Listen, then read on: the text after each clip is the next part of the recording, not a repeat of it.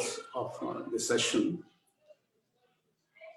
Let me start with an example under the Hindu Marriage Act so that it becomes easier to have a comparative study of the law, because they square with each other, some of these aspects. A Kerala from Kerala state, I think, to be more precise. He fell in love with a Japanese girl. He brought her to Trivandrum, a city in Kerala, and married according to the religious rites prevalent in his community.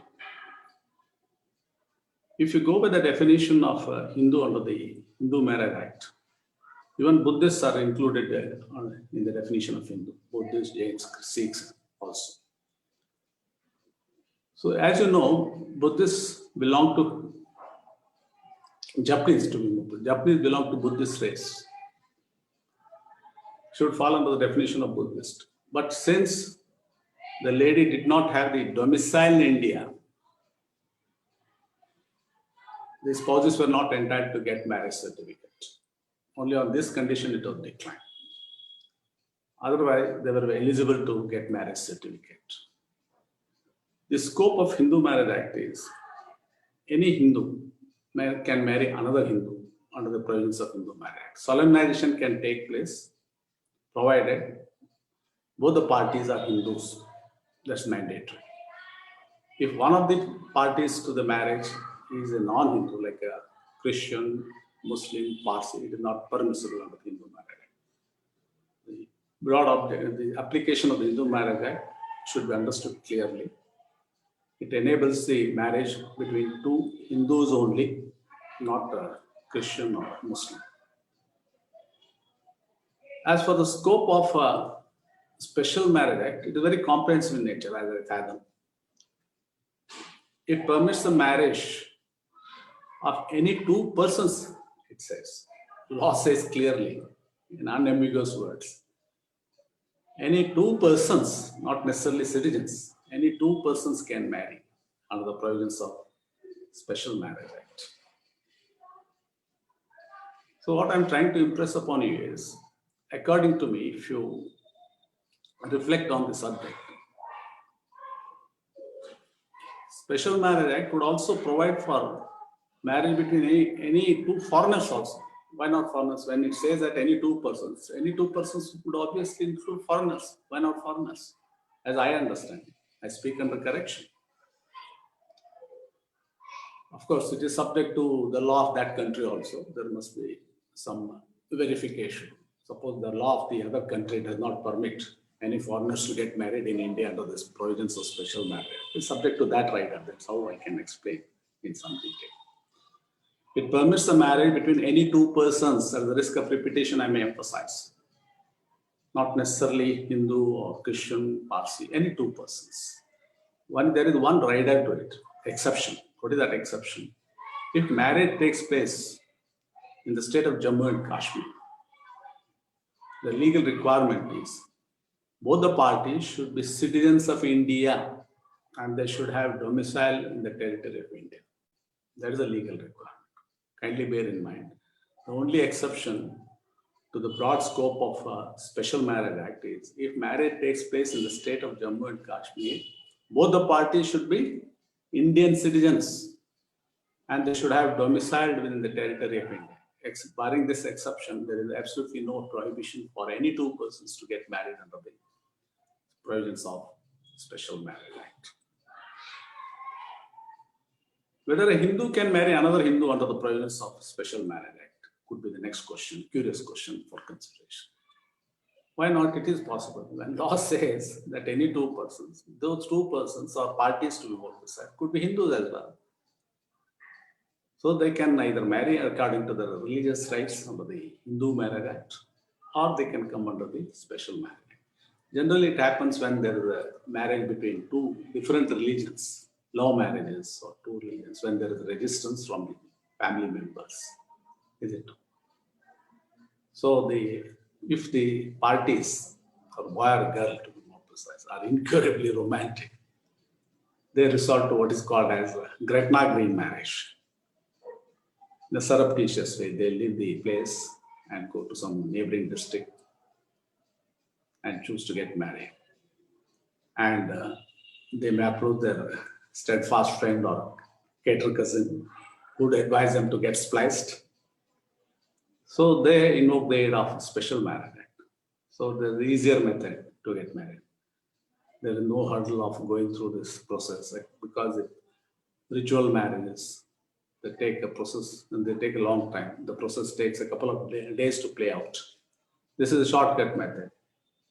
Supposing they choose to get married and or solemnize their marriage in some form which they like, and they can get married under the special marriage act.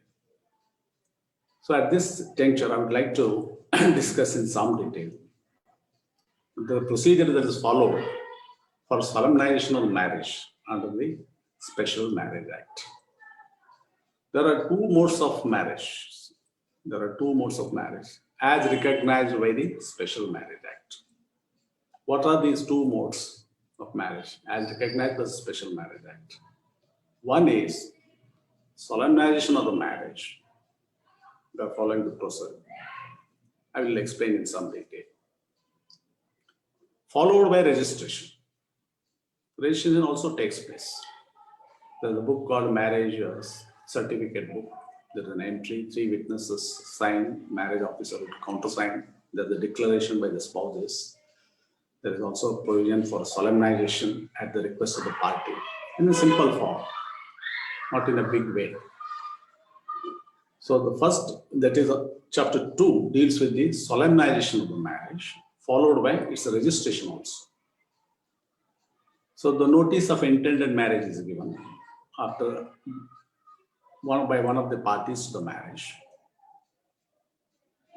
That is subject to the condition that he or she should have stayed at the place of registered marriage officer at least for a period of 1 month. Notice of intended marriage. There is a separate book called Marriage Notice Book, and objections are called for. There is a waiting period of 1 month. So objections are required to be filed within 1 month from the date of publication of such notice. Thereafter, if there are objections to be considered by the officer, they look into those objections. If objections are not valid, if they are frivolous, untenable, they will be rejected. Thereafter, marriage solemnization will take place. Marriage officer would ask whether they like to get marriage solemnized in a nearby temple, in a convenient place, not a far-off place. Or even it can be done in the office of the marriage officer himself. There should be at least 3 witnesses who would sign the certificate, and the declaration is to the effect that they comply with the requirements of law, conditions of valid marriage. So they do not fall within the prohibited degrees, and they have attained the age required for solemnization of marriage. In case of boys, it is 21 years. In case of girl, it is 18 years, as you know. So similar age factor is related under the Hindu Marriage Act also. So once these conditions are satisfied, conditions of valid marriage in Section 4 of the Special Marriage Act, you need to look into Section 4 also. So after verifying these conditions and receiving the notice of intended marriage, you would call for objections, and after hearing the objections, if any, you would permit the parties to take oath or make a declaration to the effect that he is aware of the conditions, he is not making any false statement. You would also make a declaration regarding the marital status. What is that marital status? He asserts that he is not married, he or she is not married. There is also a declaration that you would take the other spouse as the wife. So such a declaration should be made in the language known to the other spouse. These are all procedural requirements. Do not conducive to long mulling. So this is how the marriage takes place. At the risk of repetition, I may emphasize that there are 2 modes of marriage as recognized by the Special Marriage Act. One is solemnization, followed by registration. There is a procedure required to be followed. The other one is there is no requirement of issuing any notice of intended marriage because marriage is already solemnized. kindly hear me out carefully. Marriage is already solemnized in some other form. The parties would approach the marriage officer for the limited purpose of registration. See the difference here between the two modes. One mode says solemnize because marriage is not performed as that. There is no solemnization of the marriage in the first mode. Both solemnization as well registration takes place in the first mode. As for the second mode, which is contemplated by chapter 3, there is succeeding chapter. The only requirement is to get the marriage registered after waiting for a period of 1 month for possible objections.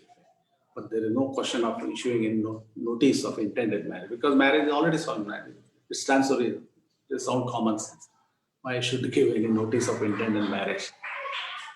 Because the parties have approached the marriage officer for the limited purpose of registration of their marriage. Marriage having been already solemnized in some other form. This is the distinction between two modes of marriage, special marriage. That is, suppose for any reason marriage officer declines to register marriage. He opposes objections. Then in that case, there is an appeal provided to the district court. And the order of the district court is binding on the marriage officer. He is bound to perform. So for the first mode of marriage, if for any reason the process is not complete within 90 days, because there are different stages, notice of intended marriage, then calling for objections, hearing has to take place, then order is required to be passed by the officer. So if for any reason the registration is not done within 90 days, I'm only talking in respect of first mode of marriage, that is solemnization followed by registration. So there is a requirement of issuing fresh notice, that is what the law says, because there is already delay. So to simplify the matter, legislature's wisdom has given the mandate that there should be fresh notice in such an event if process is not complete within 90 days. As for the second mode of marriage, it is only registration. I have already explained it on it. It is not the solemnization. So once the marriage certificate is issued in respect of a second mode of marriage, there is a deeming clause, deemed to have been solemnized. So what are the legal requirements? There is one distinguishing feature here. As regards age, if you have the Bare Act with you, I will request you to go through the relevant provisions, sections. Section 4. What are the legal requirements of a valid marriage under the Special Marriage Act? He should not have, he or she should not have spouse living. In other words, it prevents bigamous marriage. In the Marriage Act also gives similar mandate. Neither party is incapable of giving a valid consent. That is in respect of Section 4. Even if he is capable of giving a valid consent, he should not be suffering from mental disorder so as to render him unfit for marriage and the procreation of child. He should not be subject, he or she should not be subject to recurrent attacks of insanity. See the distinguishing feature between two modes of marriage under the Special Marriage Act.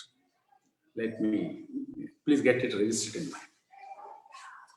I know because I have to reflect on this aspect, and I want to pick your brains also, why this distinction is made.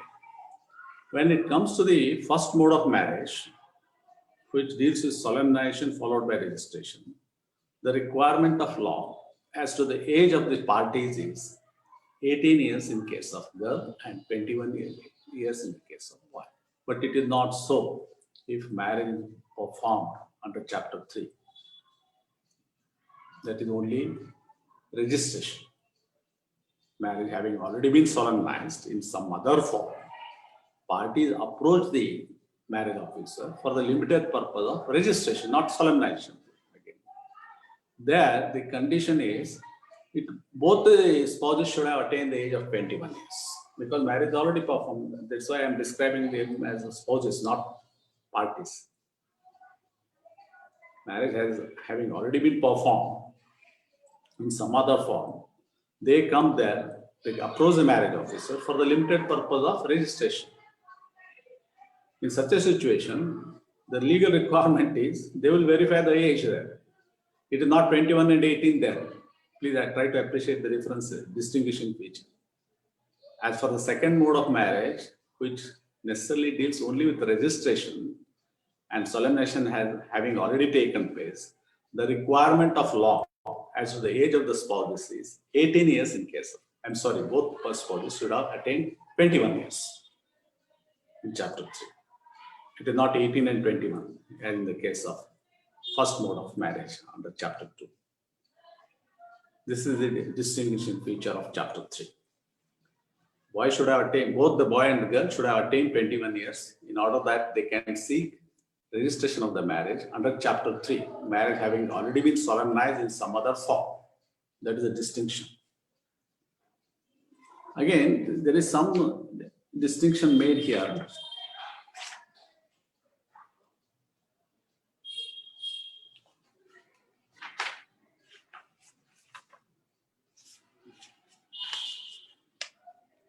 Neither party is an idiot or a lunatic, they say simply. They should not come under the prohibited degrees. What is this prohibited degree? Close relations should not be permitted to marry each other. There are as many as 37 relatives listed in this prohibited relationship. They are mentioned in the schedule. You can find out from the schedule. As many as 37 relatives. They come under the prohibited degrees under the special marriage. There is no, of course, it is subject to any custom to the contrary. What do I mean by that? Suppose the custom permits marrying within the prohibited degrees, there is no legal impediment.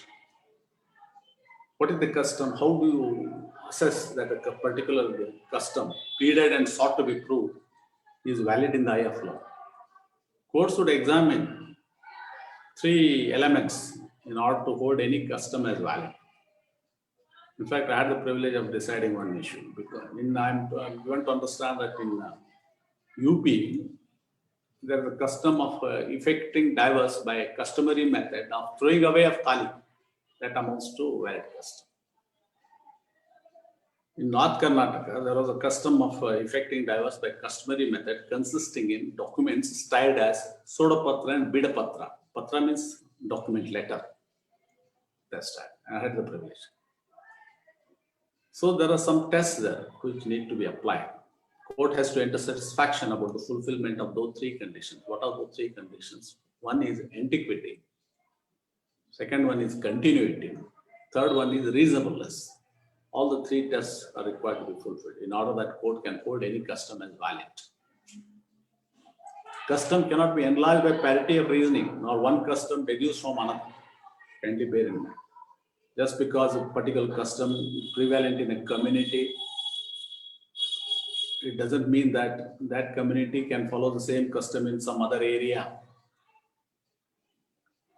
So the principle is custom cannot be enlarged by parity of reasoning, nor one custom deduced from another. That's the legal implication. So this is again subject to the custom. So in a similar way, when we examine the provisions of a Hindu Marriage Act, there is a principle called Saptapadi, process called Saptapadi, which is taking 7 holy steps around the sacred fire.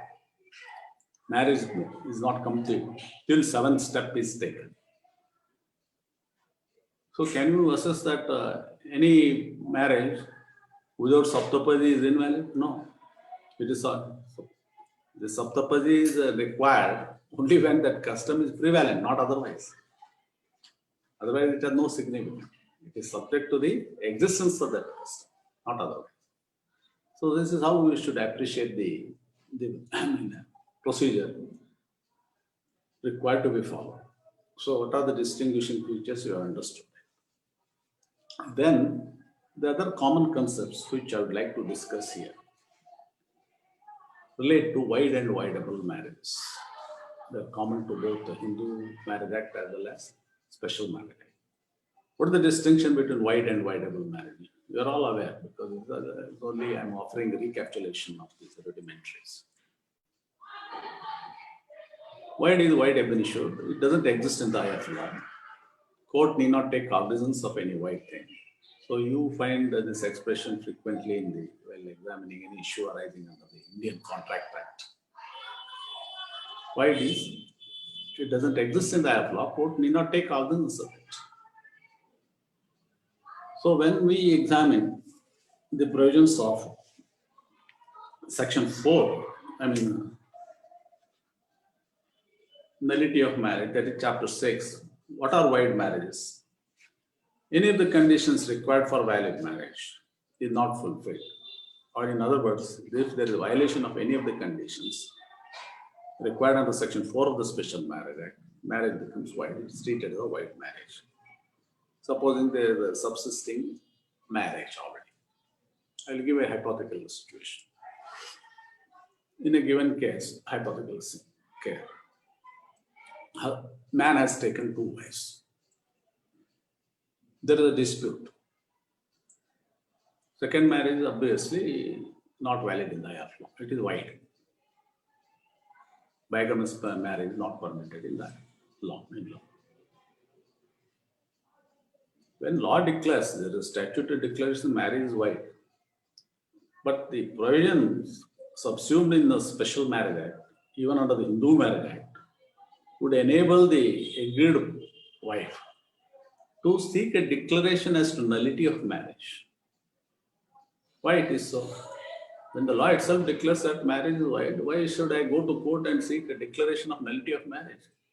There's a statutory declaration. Second marriage wide, ab initio. I don't have to take arguments. Without impleading her, you ask for partition. But why this requirement of law to invoke the aid of intervention of court and obtain a decree of nullity of marriage? Here, what you should appreciate is, if it is an admitted fact, fine, there is no problem. Suppose a second wife were to assert, yes, I would admit, to be more precise. No, since you could not get any child, husband preferred to take me a second wife. I have been able to give two children to him. Because there is a rich family, affluent family, progeny should continue in the interest of the family. Since you could not beget any child, you were issueless. The husband chose to marry me. He has taken me a second wife. What is wrong about it? That is a justification. It's an admitted fact. When it's an admitted fact, there is no need for the lady, first wife, to seek intervention of the court for a declaration of nullity of marriage. It's not common sense. It stands to reason. Suppose for any reason, the second wife would assert, no, I am the only legally wedded wife. There is no proof of your marriage. You were brought by my husband. There was only some relationship between you and my husband. But there is absolutely no proof of solemnization of marriage between you and my husband. That is the assertion of the second wife. Likewise, first wife would also assert, no, I am legally married wife, though marriage was performed long back. It was done in the presence of a limited gathering. There is all. I have also proof. When my marriage still subsists, how can you assert that you are the legally wedded wife? So what I am trying to emphasize here is there is a list litigation, dispute to be more precise, regarding the validity of either marriage. In such a situation, the safe course for the aggrieved lady is to approach the court. Please declare whose marriage is legally valid. So that's an enabling clause. It is available both under the Hindu Marriage Act as well as Special Marriage Act. Only when it is disputed, if there is admission regarding bigamous marriage, there is no need. So this is how there could be intervention of the court Sir, sorry to bother you. Can we close the door because a lot of noise from the children's etc. is coming forth? Door? Which door? Just a minute. Oh, the children are playing on the road. That's what I'm saying. If that window could be closed so that there's a lot of sound. Windows are closed, sir. Okay, because I've been receiving a lot of messages in the group that the noise is coming. It's fine. It's fine. Then it's fine. Plus, they are playing on the main. No, it's fine. As long as children are playing, that's a better part of the society. Nowadays, people are not playing also. Actually, I'm in the first floor, sir. No, it's fine. I thought probably in your room itself, the grandchildren is I'm sorry about that. No issues. I'll try to explain. I'll go slowly. No, it's fine. So this is how we should understand the distinction between the two modes of marriage under the Special Marriage Act and distinguishing features between the two modes of marriage. And now I'm trying to discuss the requirement of law to seek intervention of the court for obtaining a decree for nullity of marriage on the ground of marriage being void under what circumstances.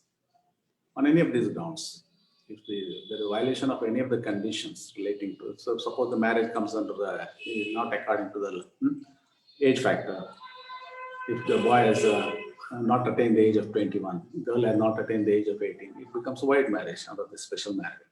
So here only I would like to impress upon you that this legal requirement of treating the marriage as void, that the age factor, is not reflected in Hindu Marriage Act. Kindly bear in mind. Provisions of Hindu Marriage Act do not make this violation of it. Condition relating to age either void or voidable.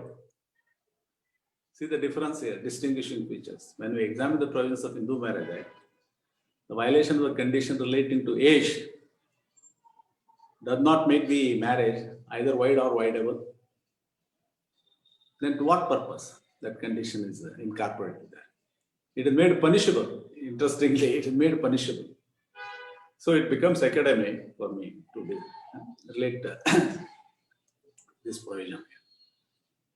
When it comes to Special Marriage Act, any violation of the condition relating to age factor is treated as a void marriage. But under the provisions of Hindu Marriage Act, it is neither void nor voidable, but it is made punishable. Penal clause is there. Have you come across any case where the spouses are punished for violation of that condition? Is there any punishment? To my knowledge, I don't think there is any punishment. Who would prosecute them? And they're happily married, having some number of children. They're leading a comfortable life. Who would punish them? Who would think of it? Anyway, some regulation is there just to discourage the child marriage.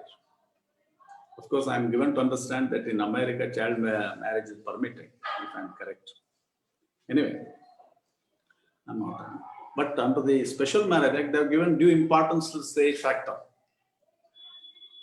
Violation of that condition would be treated as a void marriage, but not in the Hindu Marriage Act. Even it is not voidable also. So having understood the scope of void marriages, now let me discuss voidable marriage. What is voidable marriage? Voidable means at the option of the party. The aggrieved party may avoid the marriage, get rid of the marriage. It is a discretion given to the aggrieved party. He or she may not get rid of the marriage, still continue with the marriage. There is no grievance.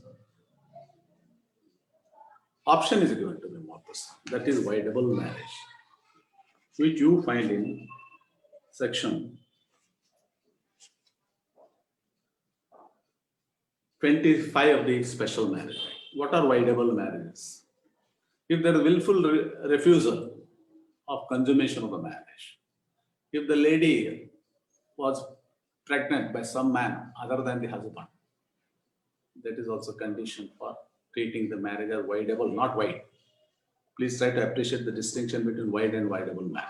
Void is void ab initio. Parties do not get any rights there.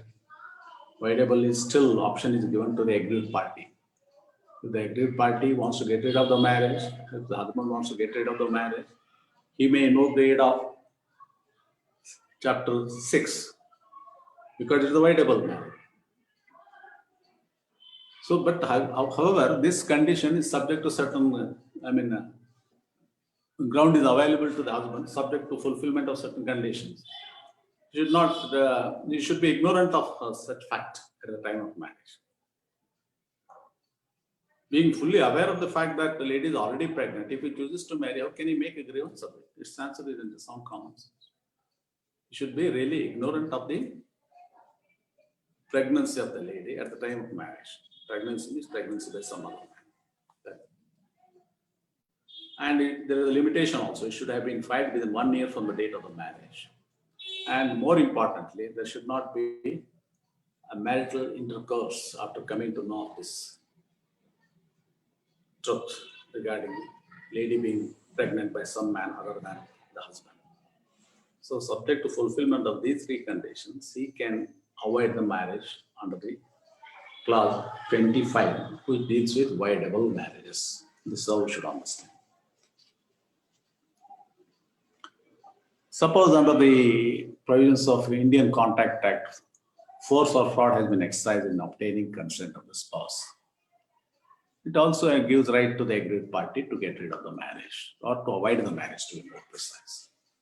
Of course, there's a right to the effect that after the discovery of fraud or force, after force has ceased and fraud has been discovered, there's a limitation of 1 year. He should not come to the court according to his own whims and fancies. There's a limitation.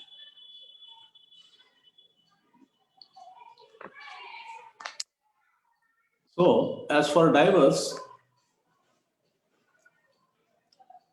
because what is time? 6:45. Can I take another 15-20 minutes more, Mr. Vikas? Does it matter? Yes, sir. As long as we are sharing the knowledge, which is good, even 30 minutes, 40 minutes is fine. Thank you. It's actually doing very well on the Facebook. Thank you. Because the subject is astounding in its sweep. I will share with you. I'm quite sure that more than 2,000 people are watching. Thank you. Thank you. Yeah.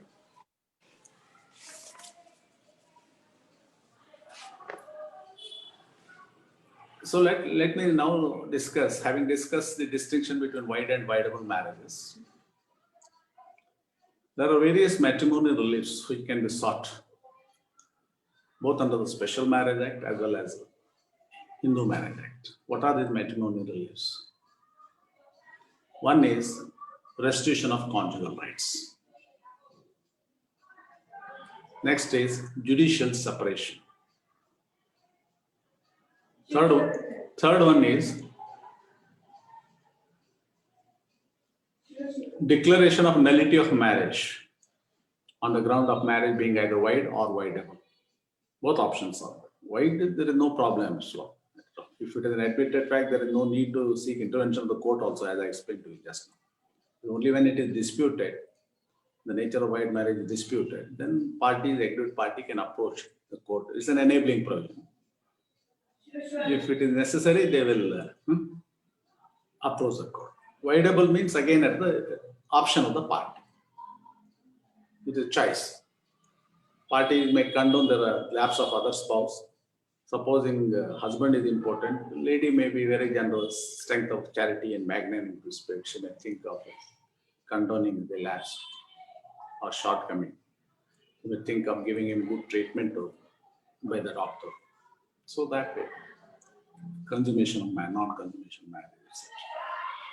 So if the aggrieved party is generous enough to condone the lapse or shortcoming of others, they may not think of approaching the court for annulment of marriage on the ground of marriage being voidable. So that distinction I already explained. So as for matrimonial relief, there is a relief of restitution of conjugal. If one party has withdrawn from the society of the other without reasonable excuse, and burden is on the party who has to prove that there was a reasonable excuse to withdraw from the society of the other.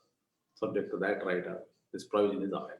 Restitution of conjugal means enabling the parties to resume cohabitation. Without lawful justification, one party has withdrawn from the society of the other. On that condition, or fulfillment of that legal requirement, this remedy is available. relief is available to them. What is the second remedy? Judicial separation. Judicial separation and divorce can be juxtaposed in a way, in the sense, it is an interim measure. Judicial separation is an interim measure. It is not a final order. Judicial separation is not a final order. It is an interim measure.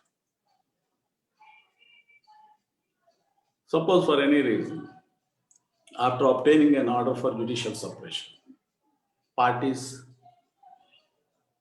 reunite. They live in harmony. If they are in a conciliatory frame of mind, they are persuaded to decide upon a settlement by the elders, well-wishers, counselors. Well, they will come back to the matrimonial home and start resume cohabitation, live peacefully. Peace is restored.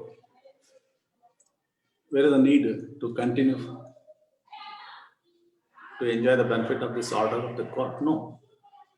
They would approach the court and make a request to the court. Thank you for all that you have done for us. There is no need to continue this order. Please cancel this order. Rescind this order. That's the request they make. Because it's only an interim measure.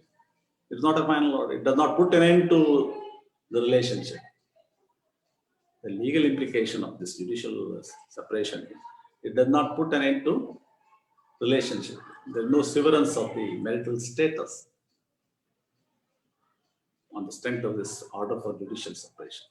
At the risk of repetition, I may emphasize, it is only an interim measure enabling the parties to reunite or to patch up their differences. Of course, there is no legal obligation to resume cohabitation during this period. Suppose for a period of 1 year, there is no cohabitation.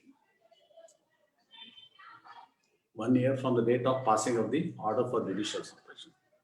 The next stage is to approach the court for divorce.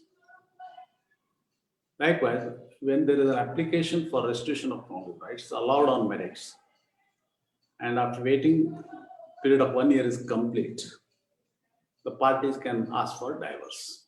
So in both situations, whether the order for judicial separation or a decree for restitution of conjugal rights, in both the situations, the party, after waiting for completing or a waiting period of 1 year, can approach the court for the relief of divorce. It is only a step in it.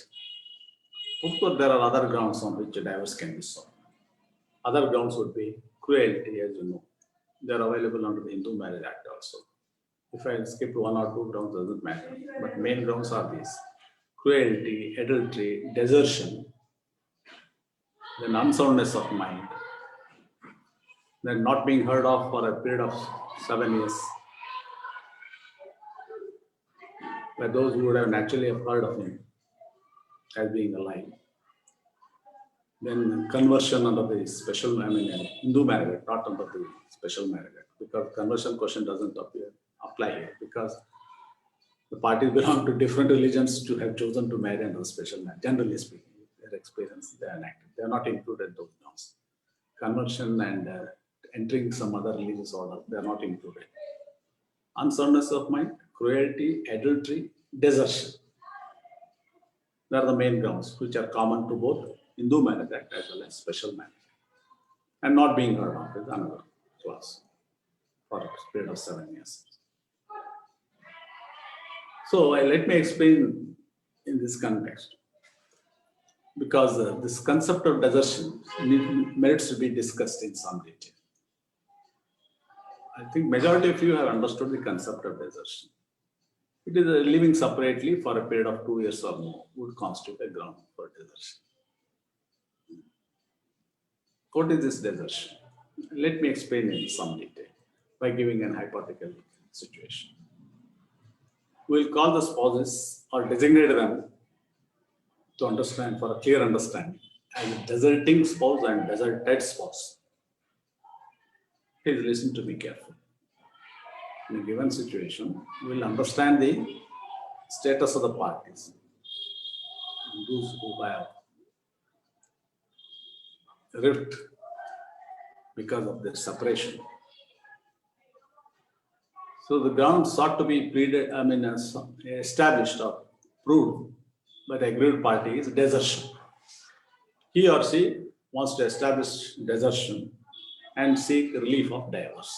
That is the fact situation here.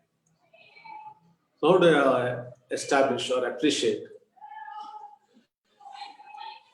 the legal requirement or of producing proper evidence in such a situation? So for a proper understanding of fulfillment of legal requirement in such a situation, we designate the parties. Or aggrieved party would be deserted spouse, let's say. And the other party, opponent, respondent, would be called or designated as deserting spouse. Deserted spouse, deserting spouse.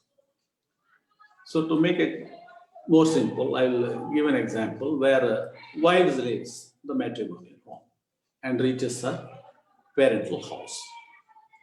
Who is a deserted spouse here? Obviously, husband.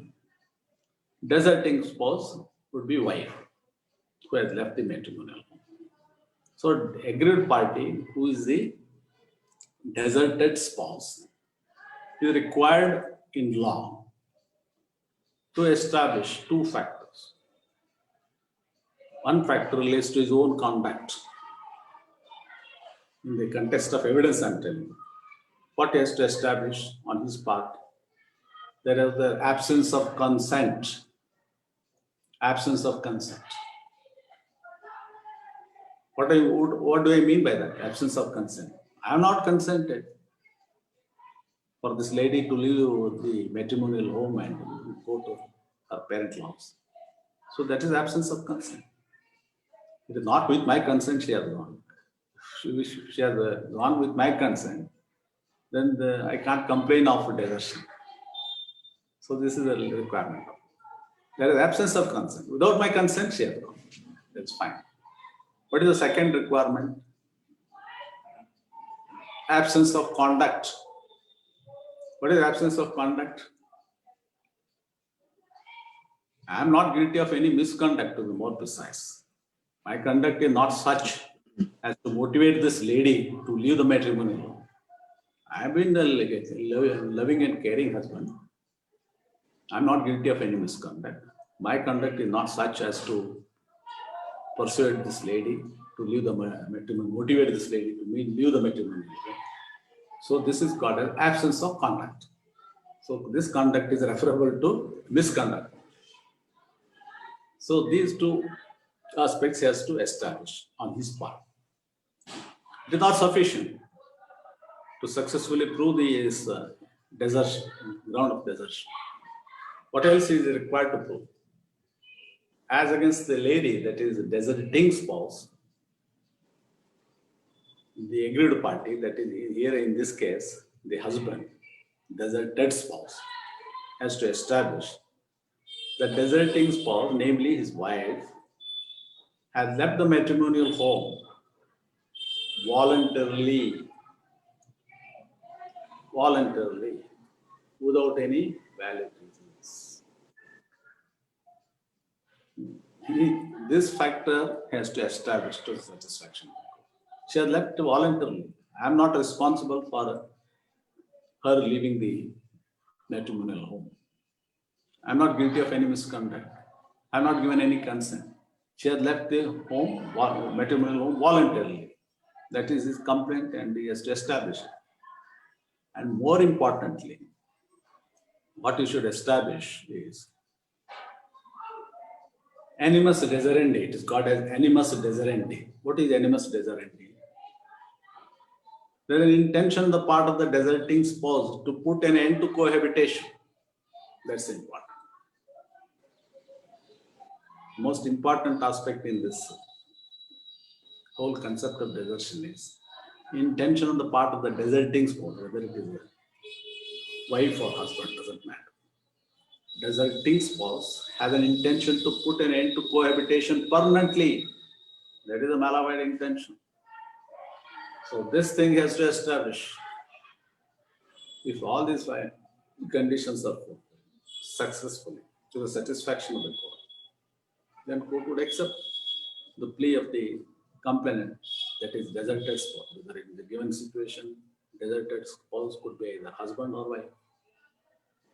I'll give another situation where the boy happens to leave the country either for Australia or United States in search of employment. He's held up there because of Corona. He has to get visa, dependent visa for his wife. There is some bond executed by him in a foreign country. He's required to wait there. Can you, because there is some fulfillment of one of the conditions, staying away from wife for a period of 2 years or more. Does it amount to the desertion? Absolutely no.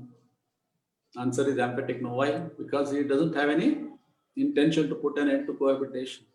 He's all eager to take back his wife or to come back to India also in a given situation. At the highest, you can call him as there is an English term called a grass widower. Grass widower is one whose wife is temporarily absent. So in such a situation, desertion is not proved such. Of course, there is one explanation to the clause here. Willful neglect is also treated as a desertion. Neglect, willful neglect. Of course, it is difficult to prove willful neglect. But normally speaking, how we understand the concept of desertion, staying away from spouse, other spouse for a period of 2 years. But it is not sufficient if they are lived separately. These factors need to be established to the satisfaction of the court. Absence of consent, absence of conduct, willful lady leaving or either spouse leaving the matrimonial home voluntarily. More importantly, the animus deserendi, that is the intention to put an end to cohabitation. This is how it should. So having understood this desertion and the concept of restriction of conjugal rights, the interesting thing is, I will give a situation. So I want to touch upon some gray areas here. There is a provision for the restitution of conjugal rights, as I discussed. There is also provision enabling to make a counterclaim in a legal proceeding relating to matrimony, both under the Hindu Marriage Act as well as Special Marriage Act. The respondent can always make a counterclaim. If restitution of conjugal rights is sought by husband, lady can ask for divorce on the ground of cruelty in the same proceeding. There is no need for her to make another case, file another case. This is how we should understand. I'll give a very hypothetical situation. It becomes academic. Suppose after the passing of the decree for restitution of conjugal rights, can the lady approach the family court for the relief of divorce? Very next step. Is it possible? As advocates, what would be your reaction or what would be your advice to the clients? No, here's the benefit of a decree for restitution of conjugal rights. We have to obey that order or else challenge it in appeal. There's only alternative. But you cannot file another claim for divorce. That is your normal thinking, At first glance, we'll think in that way. Is it possible to seek divorce on the very next day after passing of the decree for restitution of conjugal rights? That is my query or question to you. It is possible in a given situation. Suppose being armed with a court order, he becomes a staircase, he is ruthlessly aggressive. Being armed with the court order for restitution of conjugal rights, he would threaten the lady with the dire consequences. Now I am armed with the court order. Order is pronounced in my favor. You are bound to return to the matrimonial home. I will make your life miserable. That is the threat. Threat to life. Does it not amount to fresh cause of action, please? Can she not maintain petition immediately out of the pronouncement of that order based on this proof of cruelty? It is possible. It will say law is a sound common sense. So we should not think that no, there is already an order for restriction of ground rights. If you are agreed by this order, either you abide by the order or challenge it in appeal. That is our normal thinking. So such a situation happens. I will give another interesting gray area. Both the Hindu Marriage Act as well as Special Marriage Act provide for remarriage. The condition is remarriage can take place after the expiry of the appeal period. If appeal is preferred after dismissal of the appeal, because there is no legal impediment once appeal is dismissed on merits, or appeal period is expired without appeal being preferred. Fine.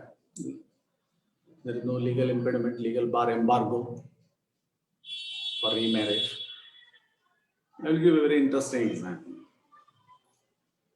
After obtaining the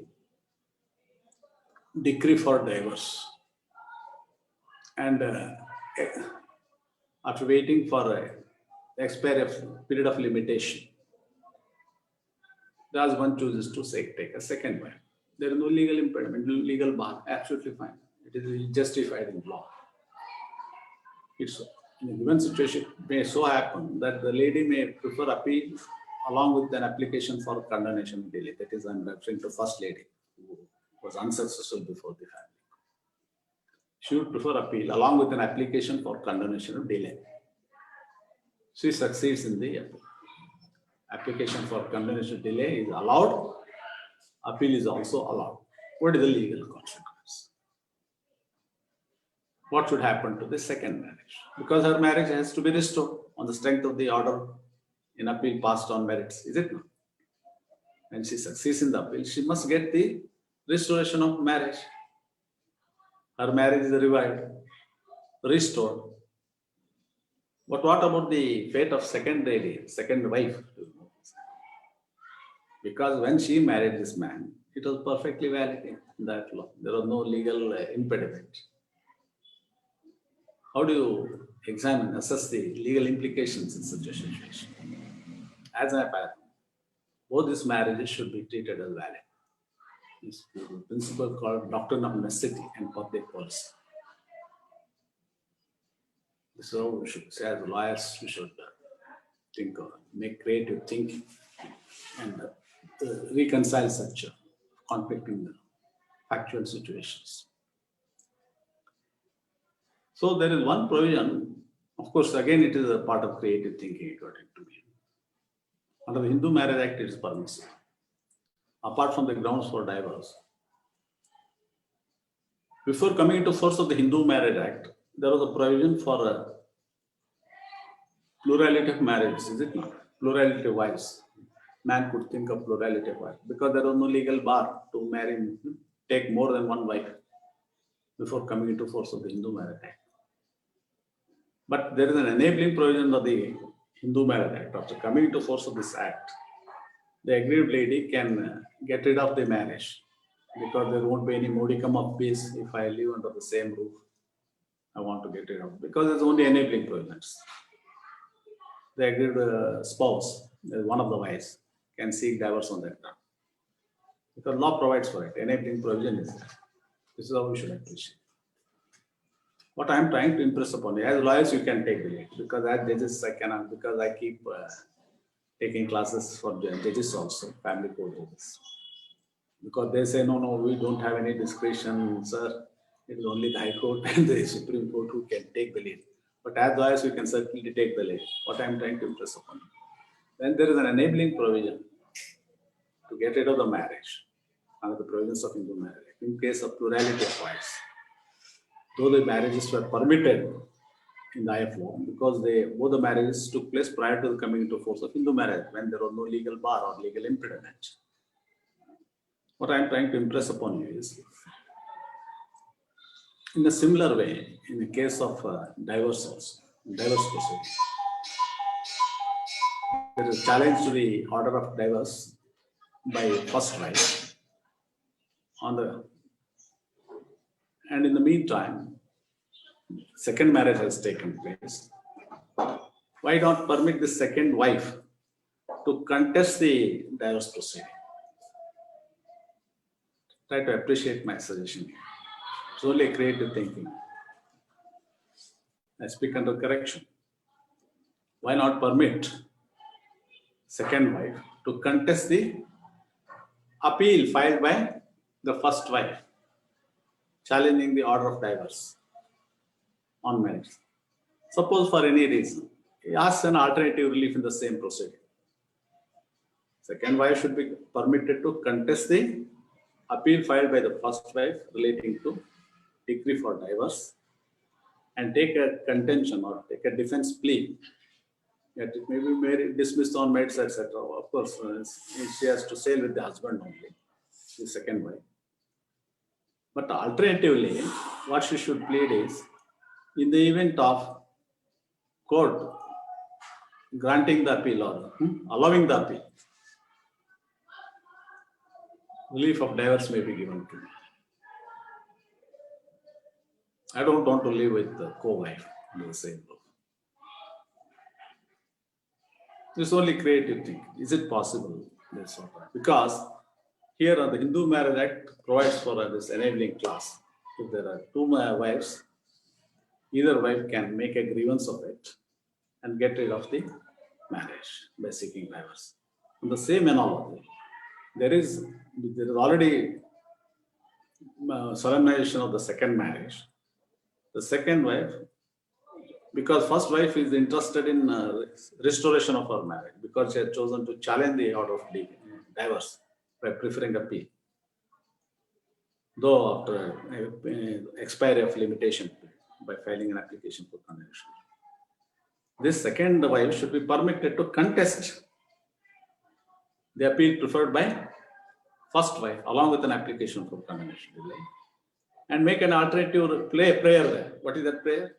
In the event of court allowing the appeal on merits in favor of the first wife, I may be relieved.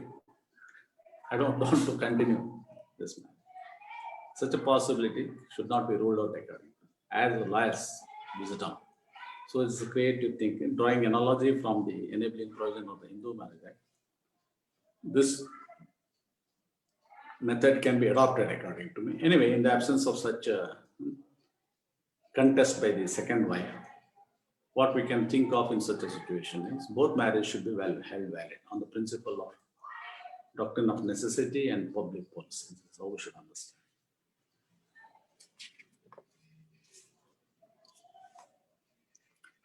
See, the related provisions are 5 for the Hindu Marriage Act is referable to 4 of the Special Marriage Act, and section 9 to 13 are referable to 22 to 25 and 27A.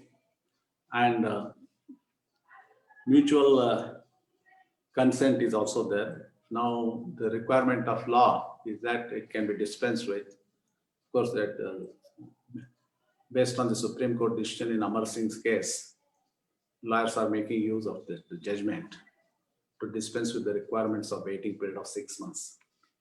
That is 13B of the Hindu Marriage Act, and corresponding provision of the Special Marriage Act 28. Remarriage under the Special Marriage Hindu Marriage Act is 15, and it is a Special Marriage Act is under 30, section 30. There is one more gray area which I would like to highlight here only. Please examine the limitation provided by the marriage laws, Special Marriage Act and Hindu Marriage Act, to challenge the orders relating to matrimonial reliefs. It is 90 days. Please examine the relevant provisions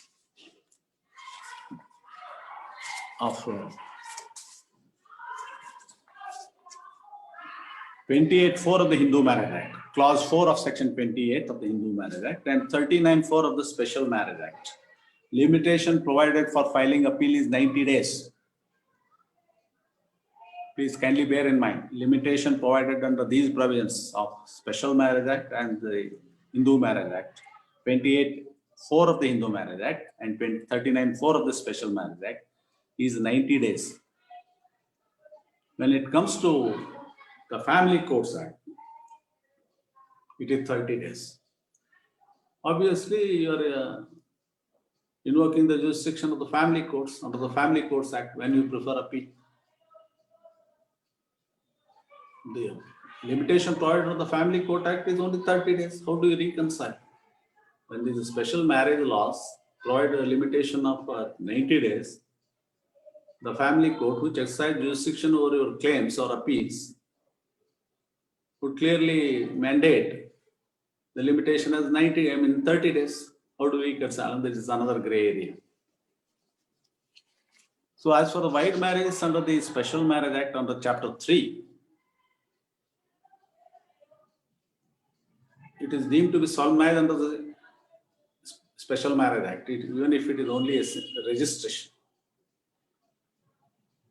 Even if the marriage is void for violation of any of the valid conditions, there can't be any declaration of nullity of marriage under Chapter 3, even though the marriage is void. That is one distinguishing feature. Under Chapter 2, it is solemnization as well as followed by registration, in which event the voidness of the marriage can be questioned, relief can be sought regarding nullity of marriage on the ground of marriage being void. If it is the marriage registration only under Chapter 3 of the Special Marriage Act, there is no question of seeking nullity of marriage on the ground of marriage being void. Another distinguishing feature. What can be done then? Because there is violation of the conditions of marriage. Marriage is void. So far as Chapter 3 is concerned, it's only the cancellation of registration. That's what the principle says. Other day, one of the districts put a query to me. Supposing marriage is solemnized according to the Hindu rites, and the marriage is void, but they have chosen to get their marriage registered under the Special Marriage Act. Is it not possible for the aggrieved party, Hindus, to get rid of the marriage on the ground of marriage being void? It is possible because parties are married, Hindus there, both the parties are Hindus. Marriage is solemnized as per the Hindu rites. It is possible.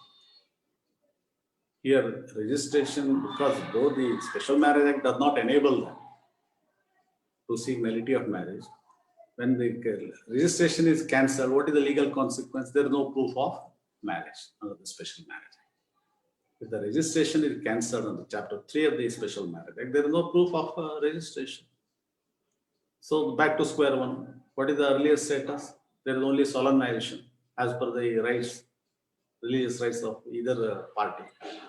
Marriage performed according to the provisions of Hindu Marriage Act, according to customary rights of either spouse. So only solemnization remains there. Solemnization having taken place contrary to the provisions of Hindu marriage, that possibility can't be ruled. But if spouses belong to different religions, it may not be possible. Because they may retain the marriage without disclosing the voidness of the marriage. So these are some of the gray areas. So there is one more interesting aspect of the matter. Irretrievable breakdown of the marriage. That is this ground has been created by judicial fiat. Of course, I've invented that now. Irretrievable breakdown of the marriage. What is this irretrievability? Incompatibility of the marriage. What do you mean by incompatibility? See, the lady belonging to highbrow culture may find her husband a bit of a square. Likewise, the husband would find this lady supercilious or guilty of a solipsistic indifference. He may abominate it. There is no consistency in the behavior. What is called as cognitive dissonance. See, there is a saying that no man is consistent in this world. Consistency is contrary to human nature. The only consistent people are the dead ones. So it is not every kind of aberration, divine behavior, childish petulance, megalomania, or brinkmanship, which can be treated as an act of incompatibility. Abnormal impulses, passions, cannot be treated as incompatible. If the husband is ruthlessly aggressive, there is no modicum of peace, they have chosen to live separately, then you can say it is incompetent. Not a day passes without there being uproar is seen in the house. How can they live under such atmosphere? Ladies being roughed up in the matrimonial home. She's beaten black and blue. So we have to make a distinction between try to understand this concept of incompatibility in a proper way. Of course, there is a reported case where the Supreme Court has allowed the spouses who happen to be judicial officers, who lived separately for a period of 17 years. Both the spouses were judges, judicial officers. Supreme Court permitted them to get rid of the marriage on the ground of irretrievable breakdown of the marriage. Of course, they exercise the power under Article 142 also, which is an extraordinary power, the constant power conferred only on the Supreme Court under Article 142, power to do complete justice, as you are aware of. This is how we should understand. So, this irretrievable breakdown of marriage should not be readily inferred. Of course, there are some guidelines for the judges also, which I would generally discuss with the judicial officer. They should follow the spirit of the law contained in the relevant provisions, both under the Hindu Marriage Act and the Special Marriage Act. Even if it is a divorce by mutual consent, court must enter satisfaction that they have lived separately. They have not been able to live together as husband and wife. They have lived separately over a period of 1 year or more. And they have given consent. Mutual consent is that it should not be by force or fraud. You should not mechanically allow the application. They have come together and the joint application is filed. There's also a request for dispensing with the waiting period of 6 months and all that. Court should not readily grant it. That's what I try to impress upon the judges, because we should examine whether the connivance or accessory to the misconduct, either spouse is accessory in misconduct or connivance, collusion, all the things. Suppose the husband has condoned the misconduct of the wife. It could be the other way around also. Wife has condoned the lapse of misconduct. See, in a modern society, situation and instances are not wanting where the spouses who are leading immoral life, they may have an eye on the wealth of a widow who is fabulously rich. They want to knock off the property of the widow. They collude. Spouses collude with each other. They want to thrive or flourish on the proceeds of the loot. So court should not readily grant. See, all that they come together. You must examine when they have approached the court. They have grown up children. All of a sudden, there's mutual consent. How can it come? So court has to exercise due caution, precaution, and find out itself whether it is a genuine case. Of course, courts are not investigators to find out whether they have a knife or other property and all. But minimum care and decorous precaution has to be taken by family courts also. As I told you, the crying need of the hour is to maintain the integrity of the marriage institution. That's very important. Because think that the spouse is our own sister or relation. That's how we should try to enable the party to. Of course, if it is a irretrievable breakdown, then fine. In appropriate case, you are justified in encouraging divorce by mutual consent, but not for a mere asking. So this is how we should understand. There is one more interesting case. Let me discuss briefly, because it is not part of this subject. There is an act called Foreign Marriage Act. It is not a foreign act, please, because it has bearing on the special marriage. That's why in that context I am explaining it. What is the scope of Foreign Marriage Act? It is a marriage performed in a foreign country, basically. It is a marriage solemnized in a foreign country, outside India. That is the first and the foremost condition. One of the spouses or parties to the marriage should be an Indian citizen. That is another requirement. One of the parties. It's not necessary that both the parties should be Indian citizens. One of the parties should be Indian citizen. marriage should be solemnized in a foreign country. These are the two requirements. So again, in foreign marriage is not defined under the Foreign Marriage Act. It is an Indian Act.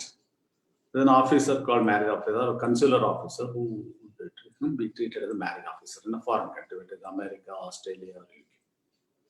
Indian government. They are appointed by central government from embassy, council. So, in a similar way, which we are examined in Special Marriage Act, there are two modes of marriage. Foreign marriage, to be more precise, recognized by the Foreign Marriage Act also. One is solemnization followed by registration. Just as I explained to you while discussing Special Marriage Act, even in respect of Foreign Marriage Act, what you should understand is solemnization followed by registration between the two parties, out of whom one at least is an Indian citizen. Marriage is performed in a foreign country, followed by registration. In a similar way, which you have understood in Special Marriage. The second mode of marriage, as recognized by the Foreign Marriage Act, is solemnization having already taken place according to the law of that country in some other form. The parties or spouses have approached the officer for the limited purpose of registration. This is what we have understood in while examining the scope of Special Marriage Act also. In a similar way, two modes of marriage as recognized by the Foreign Marriage Act. Solemnization marriage followed by registration. Solemnization having already taken place according to the law of that country in some other form. Parties have approached the authority or the officer for the limited purpose of registration. The only difference or distinction here, distinguishing feature of the Foreign Marriage Act, no relief, so to be more precise, matrimonial relief can be sought by the agreed spouse under the Foreign Marriage Act. Only it provides for solemnization of marriage or and registration of marriage in one of the two forms or the modes. That's all. But when it comes to seeking relief by the agreed spouse, he or she, the agreed spouse, must necessarily invoke the aid of Special Marriage Act, which is a duty. In that context, I am referring to Foreign Marriage Act. When it comes to matrimonial relief, it is the Special Marriage Act, not the Foreign Marriage Act. The agreed party should necessarily come under the Special Marriage Act to seek appropriate relief. This is how we should understand. Of course, there is one more provision. Of course, there is a condition of domicile and other things you can find out for yourself if you go through the provisions of Foreign Marriage Act. Suddenly, he or she cannot file petition of the Special Marriage Act without fulfilling the legal requirement of establishing the proof of a domicile. Of course, those statutory obligations or conditions are stipulated there, you can go through. But broadly speaking, this is a legal position. In the Foreign Marriage Act, there are two modes of recognizing the marriage. It is performed in a foreign country. One of the parties should be Indian citizen. One form of marriage is solemnization, followed by registration of the Foreign Marriage Act. The second mode is solemnization as having already taken place according to the law of that country. The parties approach the authority or officer for the limited purpose of registration. As for the reliefs, matrimonial reliefs, it is only under the Special Marriage Act. Foreign Marriage Act does not provide for any relief. This is how we should understand. And there is also a Christian Marriage Act because it has some bearing. I don't want to explain in detail because it is not the part of the subject for discussion. Christian Marriage Act, one of the parties should be Christian in order that this marriage can be performed in Christian marriage. There is one salutary provision of the Christian Marriage Act which says that marriage of any Christian, otherwise than in accordance with the Christian Marriage Act, is void, they say. What do you mean by that? Marriage can't be valid if it is outside the Christian Marriage Act. It can't be recognized in law. How do you reconcile with the Special Marriage? The Special Marriage Act provides for marriage between any two persons, including Christians. It is a subsequent enactment. There is a non-obstant act law, notwithstanding anything contrary to any law. Though the Christian Marriage Act declares any marriage outside the Christian Marriage Act as void, between any Christian. Special Marriage Act provides a clear remedy or right to get married under special marriage, notwithstanding the fact that parties are Christians. How do we reconcile? And one more question is, of course, son has to set on these debates, but as I found, it is permissible according to me, because the Special Marriage Act provides for a marriage between any two persons, notwithstanding anything contrary to any law. When Hindu Marriage Act provides for a solemnization marriage between two Hindus, it also provides solemnization marriage under the Special Marriage Act. Special Marriage Act is all comprehensive, all encompassing in nature according to me. So one more legal requirement to be borne in mind is, that is mandatory. If marriage has taken place between Christians, or at least one of whom is Christian, or to be more precise, under the Christian Marriage Act, the relief of divorce must be only under the Divorce Act. They are related to each other. All the matrimonial reliefs in respect of Christian marriages should be under the Divorce Act. There's an act called Divorce Act.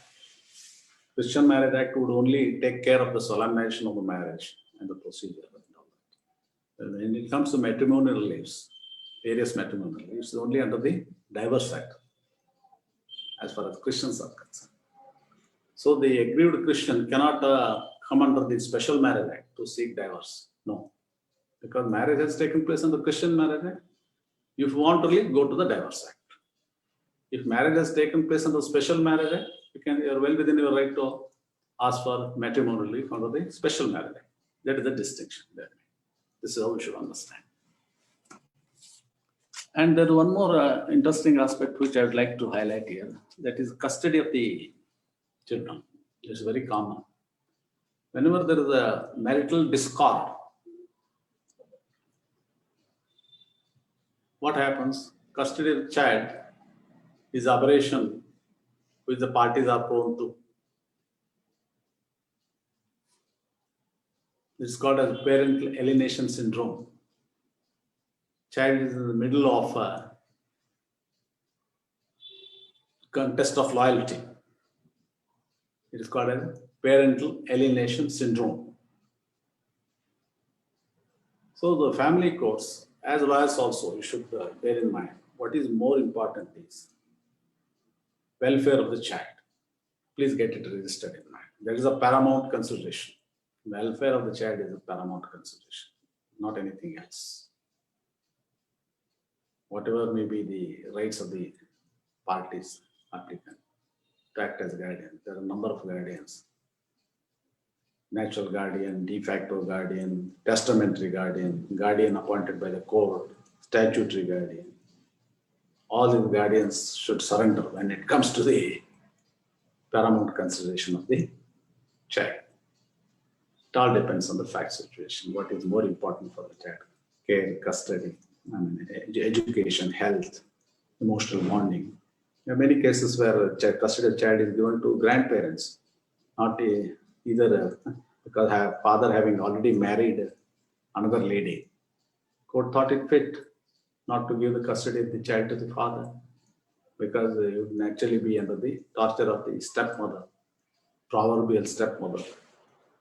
It is safe to give the custody to the grandparents who have the necessary wherewithal to look after the who had the emotional bonding with the child. This is how, because the child is in a position to give its preference, that should be taken into consideration, capable of giving its preference, understanding the fact situation. So ultimately, it is a paramount consideration is the welfare of the child. There is also a principle called a jurisdiction to be exercised by the court is patria parents. Parents patria jurisdiction. It is called as parents patria jurisdiction. Family court would always exercise this parents patria jurisdiction in the matter of giving orders regarding custody of the child. What is this parents patria jurisdiction? Legal protection of citizens. The principle is legal protector of citizens. That is parents patria jurisdiction. This is how we should understand when it comes to custody of the child.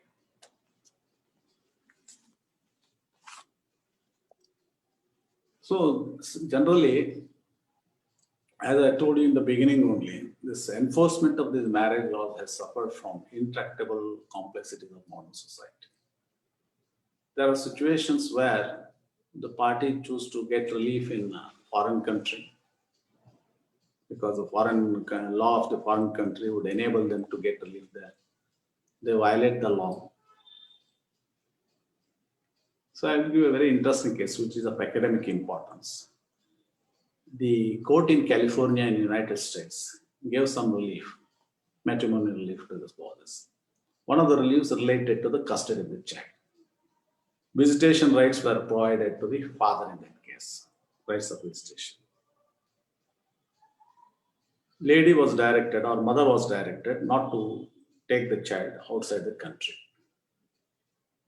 There was a clear direction given by the court in California in the United States of America. In violation of that court direction, mother brought the child to India, that is Hyderabad city. Husband was helpless because he lost his visitation rights. He moved the Andhra Pradesh High Court for the relief of habeas corpus. Child is illegally detained.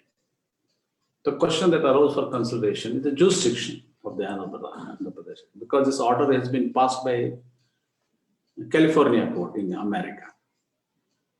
There is a violation of the direction given by California court, not by this court.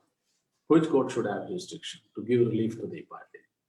The court appropriately held in that case, that is Indian court, Andhra Pradesh High Court. Very interesting case. It becomes academic for me also. What they say is, the court having the most intimate contact with the issues arising in the case should have jurisdiction. What do you mean by that? The state having intimate contact with the issues arising in the legal proceeding should have the jurisdiction. Which is the state or which the court having intimate contact with the issues that arise in the case? Is obviously California court, which dealt with the matter, which examined the matter on merits, which examined appreciated the facts and the recorded evidence. So obviously the state means California state or America had intimate contact with the issues that arise in the case. It is not the Indian court, which assumes jurisdiction by fortuitous circumstances, accidental. The principle is called forum shopping. It's not permissible. What is forum shopping? Just it enables the party to get immediate relief, whichever it is convenient. It is called as forum shopping. It is prohibited or disgrace.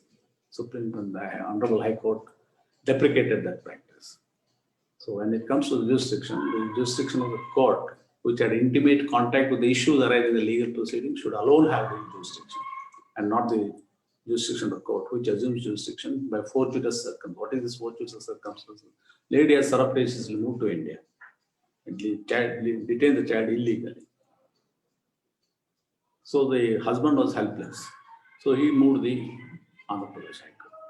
All right, you go back, there was a direction. You should have approach the California court, go back and follow the direction of this. So another case of academic importance, that is particularly in regard to the welfare of the or interest of the wife. Our Honorable Supreme Court has given certain guidelines that are worth relating here. Just as we respect and enforce the foreign judgments, you are aware of few provisions in CPC also, foreign judgments are binding. Likewise, the judgments passed by this Indian courts should also be respected and enforced in a foreign country on reciprocal basis. Equally important, just as we respect and enforce the foreign judgments in India, in a similar way, they should reciprocate that gesture. Foreign courts should also respect our orders and implement. In that context, Supreme Court has made give three guidelines in respect of NRI. I'll read it for your benefit. No marriage between an NRI and an Indian woman which has taken place in India may be annulled by a foreign court. I hope I made myself clear to you. I read it carefully. No marriage between an NRI and an Indian woman which has taken place in India may be annulled by a foreign court. Please respect it. Don't annul it. Don't think of annulling it. It is decided on merits because the party beneficiaries are Indians, NRIs. Why do you conveniently, for a mere asking, annul it? Don't do it. That's an injunction. Then second guideline is provision may be made for adequate alimony to the wife in the property of the husband. So this is intended to safeguard the interest of the wife here, wife of an NRI. What is that safeguard? Please provide for adequate alimony to the wife in the property of the husband, both in India and abroad. Not only here, here we will take care of the lady. Even in foreign country also, make provision for her alimony. Even if property is situated in America or England, Australia, make provision for it. And lastly, the decree granted by Indian courts may be made executable. That's more important. The decree granted by Indian courts should be made executable in foreign courts, both on principle of comity and by entering into reciprocal agreements like 44 AFCPs. These additions are of academic importance. As lawyers, you should examine these academic because many times very complex situations will arise. There's also a principle called as a palimony in America. It's coined by Americans. Palimony, when just as we mentioned the maintenance here as alimony, Americans have coined the new word palimony. There's a case of a celebrity, Hollywood star Lee Marvin, who had a live-in relationship with Lady Michael. Lady, having had a live-in relationship with this celebrity, claimed palimony. Of course, the law is not settled as that, as a different issue. So you must not rest content by deciding a case involving an issue whether he has encroached upon these lands. These are all complex situations. Because we have to examine the law of the other country also. Any public policy in India, Committee of the Nations or a private international law should provide for enabling the aggrieved party to get appropriate relief. That's very important. Because they become unenforceable. A foreigner may conveniently, an NRI may conveniently seek matrimonial leave, having married in India according to customary rights. If you have to seek divorce conveniently according to the American law, if the decree passed by Indian court is not respected, what is the propriety? There will be conflict of decisions, conflict of usage. That should not happen. With that end in view, so Honorable Supreme Court of India made these observations, given guidelines. So as for the other case law, what I would like to say is, there are many Indian decisions also which I would like to elaborate here.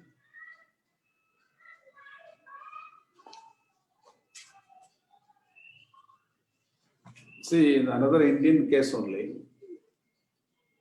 wife sought for mother to be more precise in this case. She sought for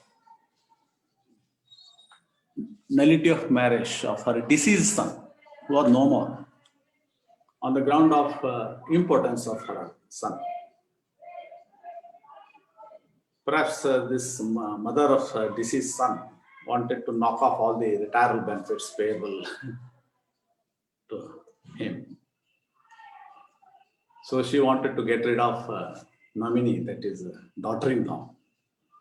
So that ulterior motive, what she did was, she filed a claim stating that my son was important and this alleged marriage between my son and his alleged daughter-in-law is itself wide. How can she be entitled to any monetary relief in respect of retirement benefits? That was her stand. Then the court rightly held that no doubt she can maintain a claim for seeking a nullity of marriage, but not on this ground. Not on the ground of importance of the son, because it is a personalized ground, they say. and it is available to the wife and not to the mother. It's a very interesting case. But another interesting case is where lady opposed, interestingly. She sought for divorce on the ground that husband was important. And his defense plea was, no, this allegation is false and baseless. There is no semblance of it has no foundation in truth. On the other hand, this lady was not was reluctant to cohabit. There was willful refusal for cohabiting.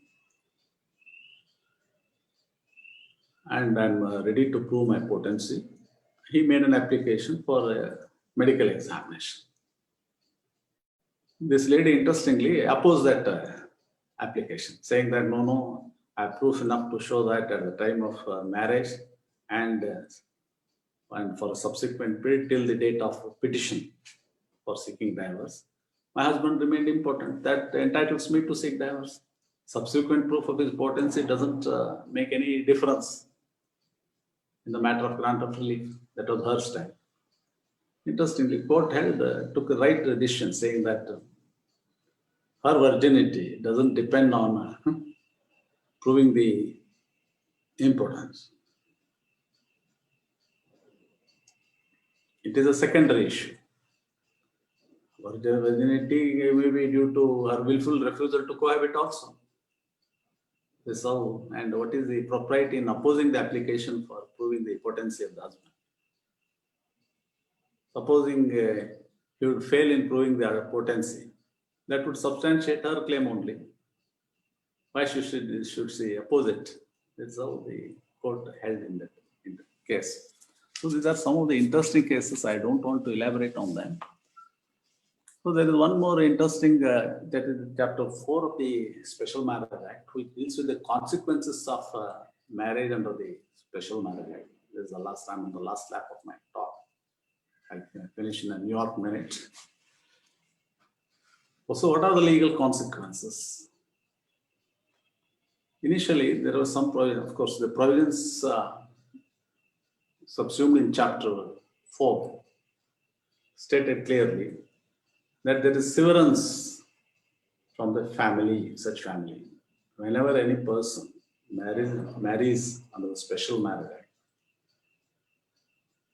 there is severance from his family. He ceases to be of that family. Of course, that is subject to certain other riders. And as you know, the Indian Succession Act would apply to Christians in the matter of intestate succession. But in view of the special provisions under the Special Marriage Act, the persons marrying whose marriage is solemnized under the Special Marriage Act are governed by Indian Succession Act for the purpose of succession to their property. Succession to the property of the person whose marriage is solemnized under the Act and the issue of such marriage. Succession to the property of such persons. Such persons means person whose marriage is solemnized under the Act and the issue of such marriage is governed by the Indian Succession Act. Of course, this rights and disabilities continue in view of the Caste Disability Removal Act. That is another provision. And the legislation's wisdom realizes this folly. Why Hindus should suffer because of their marriage under the Special Marriage Act? If both the spouses are Hindus, why they should suffer for this pernicious consequence, deleterious consequence, because of their choosing to marry under the Special Marriage Act? Maybe due to some exigency, they have gone for registration because they were in a hurry to get to leave the country, because this solemnization of marriage in a customary way, in particular in big families, it would take a couple of days or a couple of months, to be more precise, to play out. So the marriage was required to be complete hurriedly. So they went for a simple form of marriage and only went for a registration. There's only waiting period of 1 year, 1 month for a limited purpose of registration under Chapter 3 of the Special Marriage Act. So legislature in its wisdom thought that why they should suffer such consequences of severance from the family for the purpose of inheritance and all these legal complicated hurdles. So they introduced one amendment, 21A, if I'm correct. Subsequent to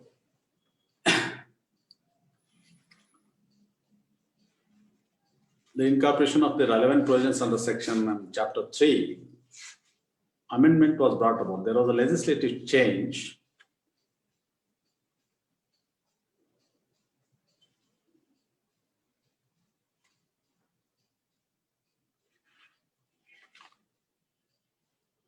That is section 21A. So the previous provisions which are already in existence, 19 to 21, notwithstanding the existence of those provisions, in view of the amended provision, that is section 21A, the previous provisions won't apply provided both the spouses are Hindus. That is the law now. The effect of sections 19 to 21 is taken away by legislative change, by incorporating 21A. If both the spouses are Hindus, don't apply the rigor of that rule, previous rules, subsumed in 19 to 21. Suppose they belong to different religions, they are governed by the previous provisions. Because succession to the property of the person marrying or whose marriage is solemnized under the Special Marriage Act, and the issue of such marriage is governed by the Indian Succession Act. So, by necessary implication, there is severance of the spouse from the family. But if both the spouses are Hindus, they are again excluded. This is by way of amendment in the form of 21A. This is what you can notice.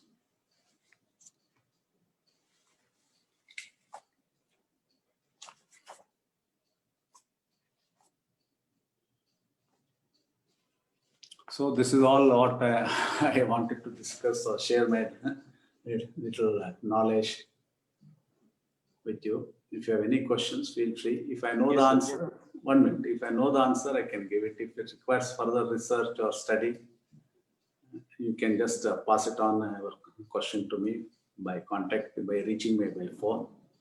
Because it is said that to every complex problem, there is a solution that is simple, neat, and wrong. Okay, thank you. Yeah. Thank you, sir. We just wish that everybody could have that little knowledge what you are having. So the platform would be fully enriched with knowledge. Thank you. Yes.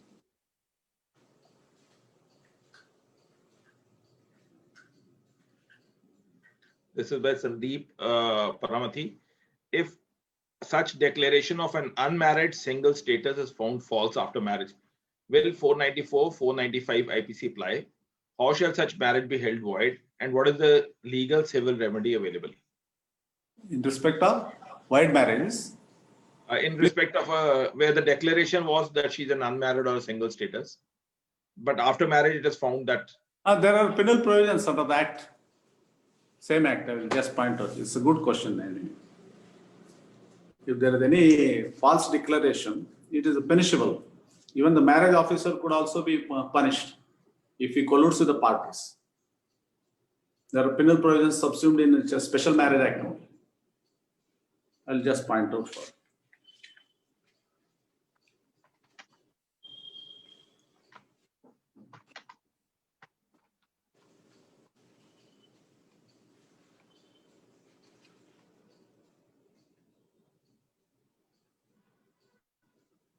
That is section 45. You can examine section 45 of the Special Marriage Act. Penalty for signing false declaration or certificate.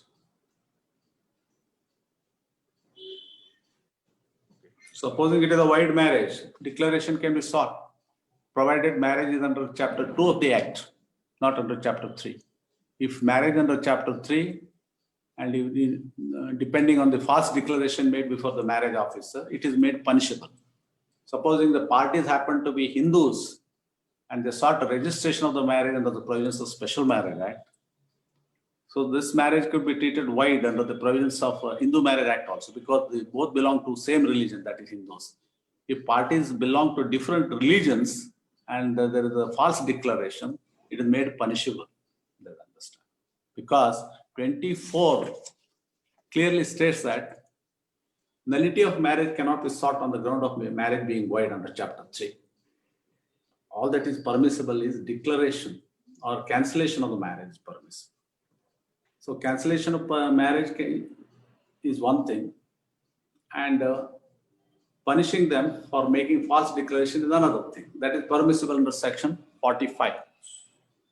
Even for any act of collusion by the marriage officer, he is also liable to be punished under Section 46 of the Special Marriage Act. This is all I can explain.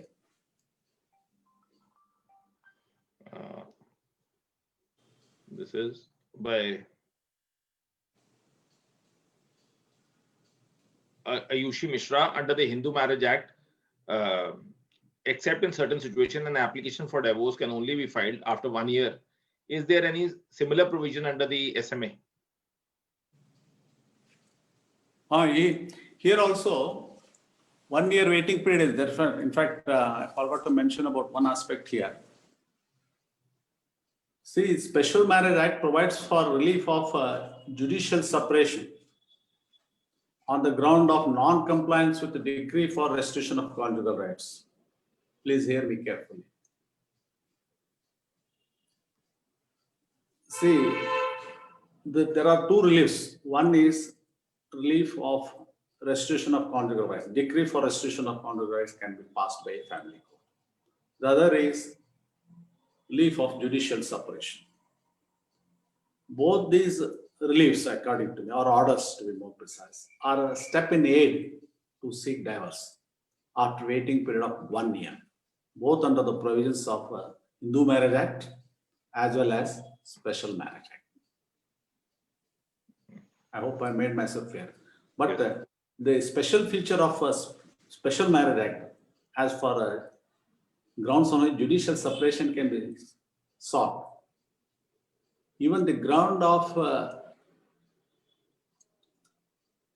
failure to abide with the decree for restitution of conjugal rights can be availed for seeking judicial separation.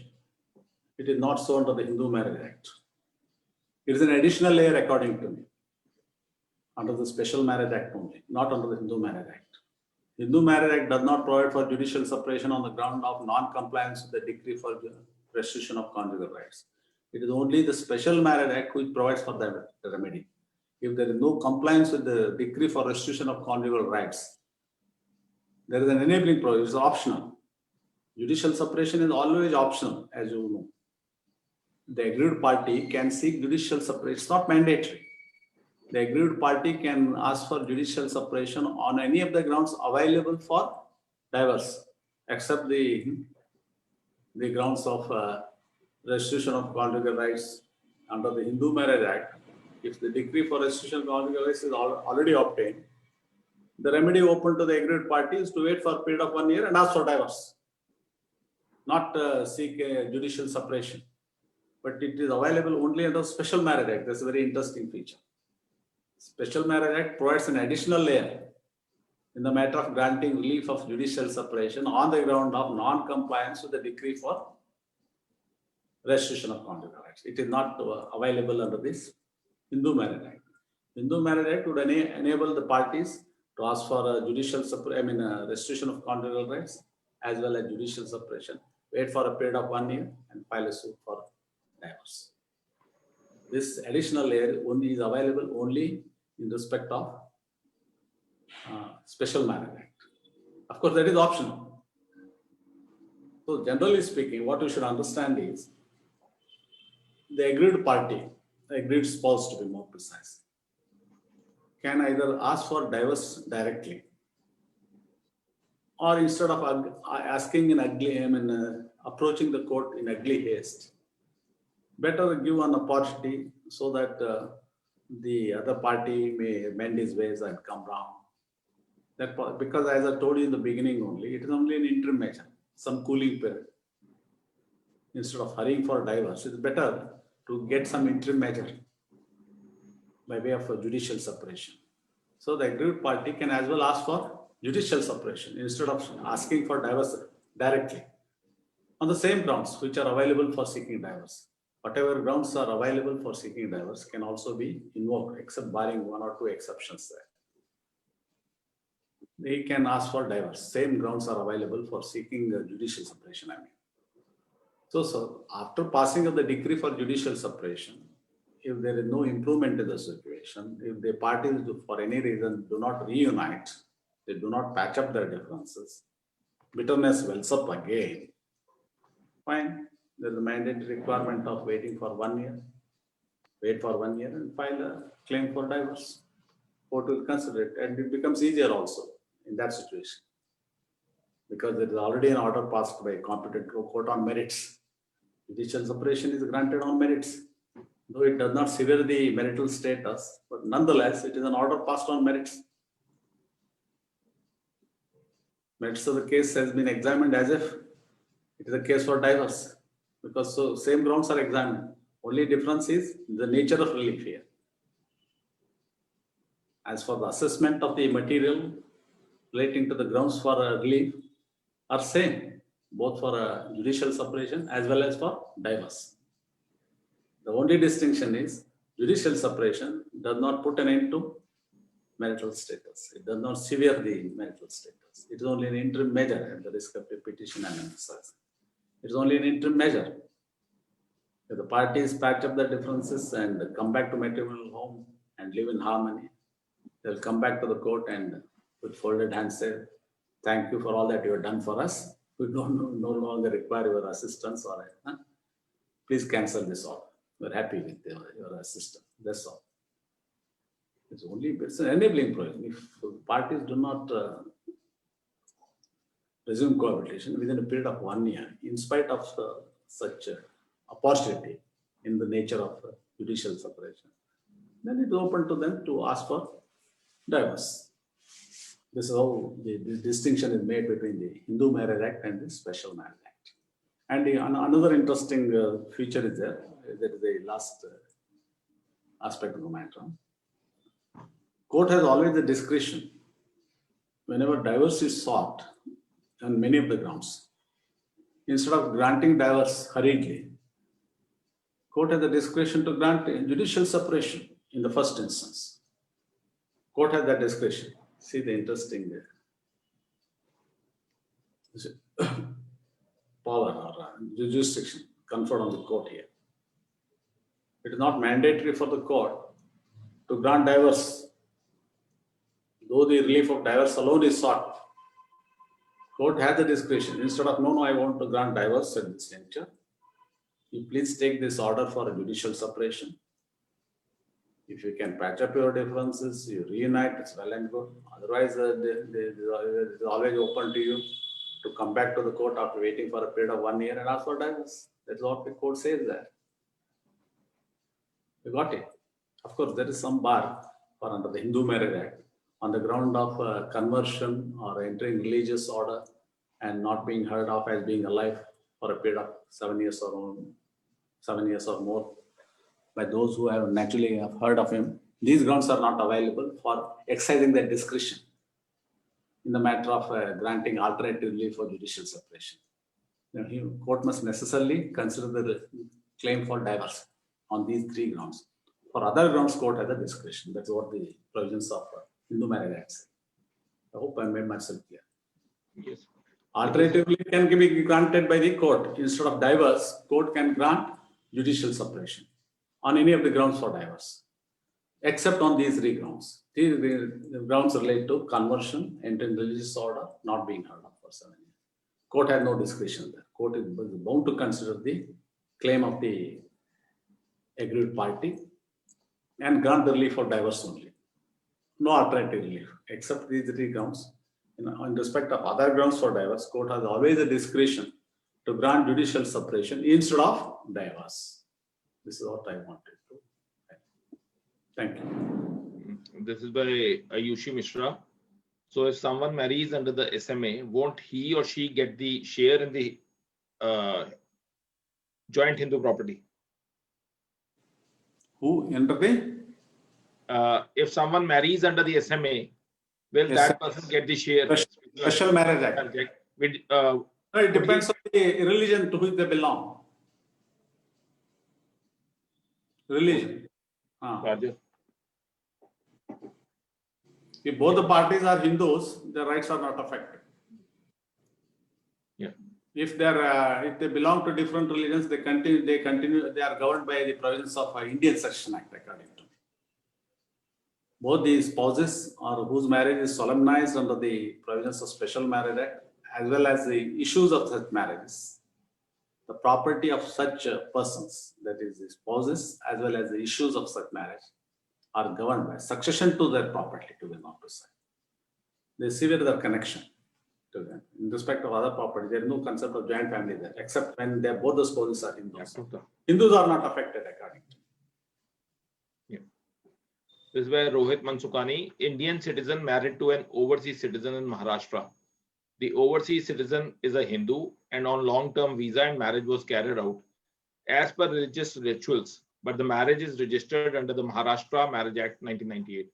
Whether marriage is required to be registered under the central law like Hindu/Special Marriage Act? No. What is the interplay between the two? No. What is? Who are the spouses here? Please, can you repeat the Indian facts? citizen is married to an overseas citizen in Maharashtra. Maharashtra, how do you say overseas? He is an Indian, though, no? Both are Indians.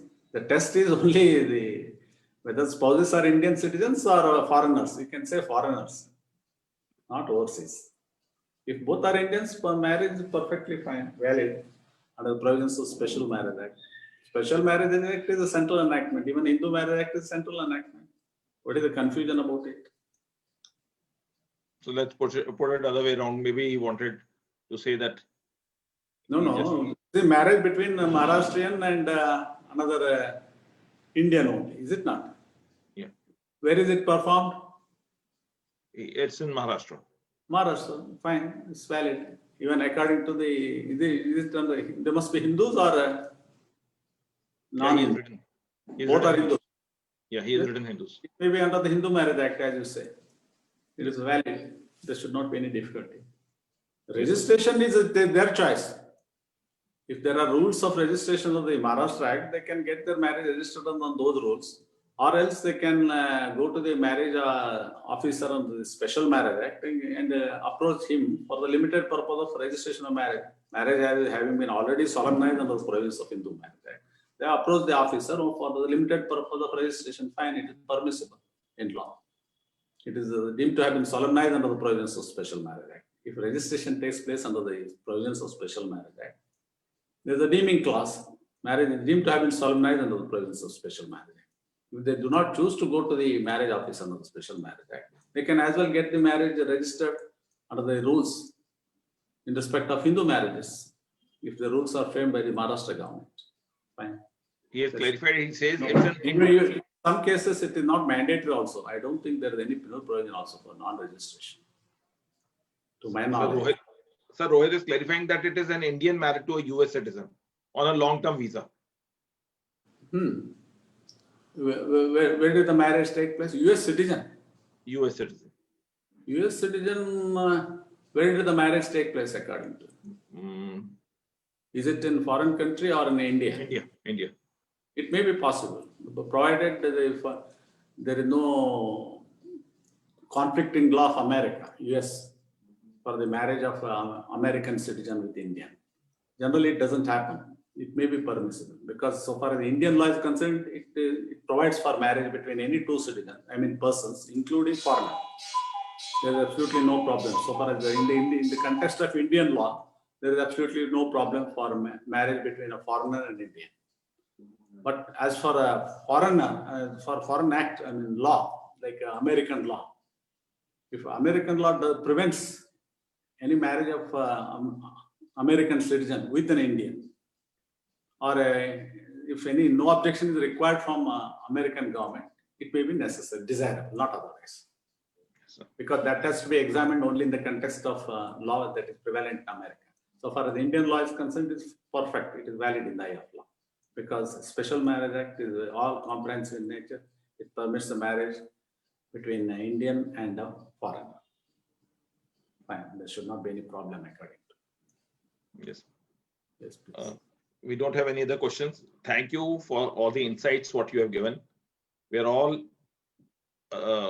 thankful on behalf of the participants who are watching us live on the Facebook and those who will be ultimately watching us on the channel of Beyond Law CLC, which we will upload this session on the YouTube channel, as well as the participants who were actively participating in this thing. The sea of knowledge has been explained very in an elucidated manner. I don't think that there will be any questions except one. Abhishek has posted one question. I can just check it out before we part further. He says, as of government now is going to enact the law for ban the marriages under the love jihad process. Honorable Chief Minister has scrutinized the guidelines this week as well as government of. Pardon? Can you repeat, please, Mr. Vikas?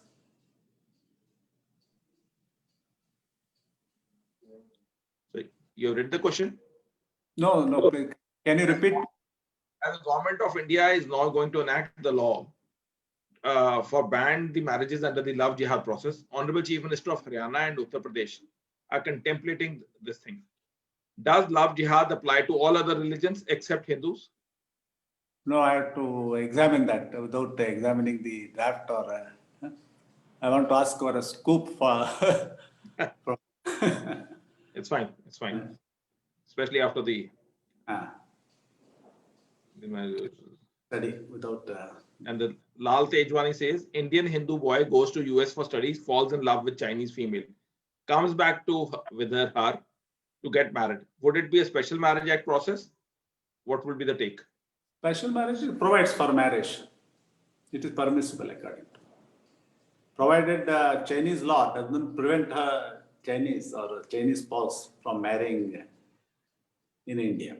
I don't think there is any law preventing prevalent in China also. But still, if any requirement of law is there to take no objection from Chinese government, then it is desirable to get no objection. Otherwise, it is valid in the context of Indian law.